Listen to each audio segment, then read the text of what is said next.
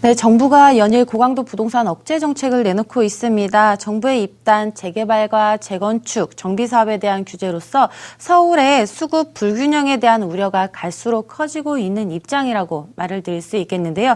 오늘은 먼저 재개발 지역 정비 사업에 어떠한 규제가 있는지 알아보는 시간을 갖도록 하겠습니다. 첫 번째로 임대주택 건설 비율이 상한될 예정을 보이고 있습니다. 서울의 강북 지역에서 재개발을 통해서 일반하게 분양하는 아파트 분양가는 3.3제곱미터당 2천만 원을 넘어선 지 오래입니다.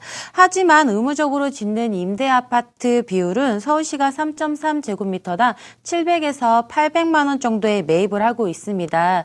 그렇기 때문에 조합원 입장에서 볼 때는 일반 아파트 대비 1,200만 원에서 1,300만 원 정도의 손해가 발생하고 있다라고 볼 수 있겠는데요. 그렇기 때문에 이러한 임대주택의 비율을 늘리는 것은 재개발 지역의 수익성 악화로 그렇기 때문에 사업이 진연되거나 심하면 중단될 우려도 있다라고 말씀을 드릴 수 있겠습니다. 국토교통부는 지난 7일 2019년도 업무 계획을 발표하면서 재개발을 통해서 짓는 아파트 단지에 의무적으로 조성해야 하는 임대 아파트 비율을 더 높이겠다고 발표를 했습니다. 현행 도시 및 주거환경 정비법상 재개발에서 임대 아파트 의무 비율은 전립 가구 수의 30% 이내로 상한선을 규정하고 있습니다. 시행령에서는 이를 좀 더 완화해서 수도권은 15% 이내에서 각 지방자치단체가 자치적으로 판단하도록 규정하고 있습니다. 국토부는 이 중 시행령에서 규정하고 있는 상한선 15%를 높일 방침을 가지고 있습니다. 서울의 경우는 20%대 이상으로 임대아파트 비율이 높아질 것으로 예상이 되어지고 있는데요. 현 15%대 상한선은 2014년도 박근혜 정부 시절에 주택시장이 굉장히 저하되고 있기 때문에 활력의 회복을 위해서 당시 20%였던 상한선을 15%대까지 낮췄습니다.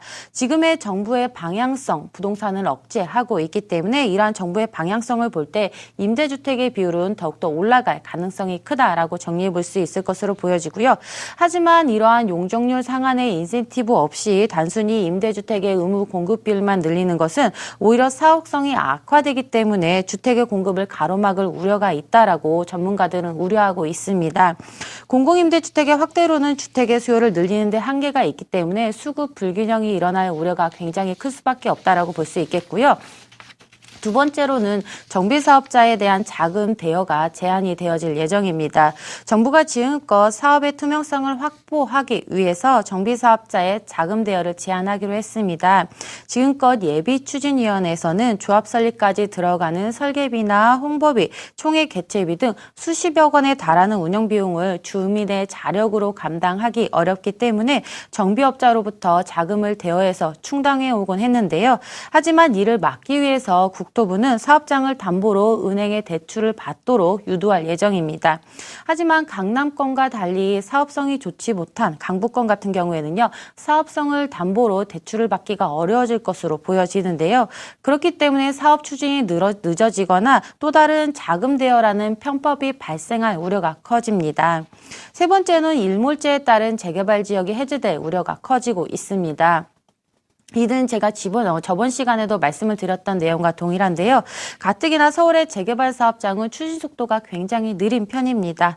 내년 봄 무더기로 정비구역이 해제될 우려가 커지고 있는데요. 이는 일몰제가 시행될 예정이기 때문입니다.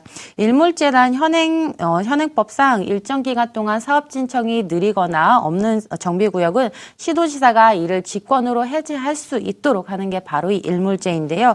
현재 서울에서 추진위 단계에 머물고 있는 30여 개의 재개발 사업장은 2020년 3월까지 조합 설립 인가를 마쳐야 합니다.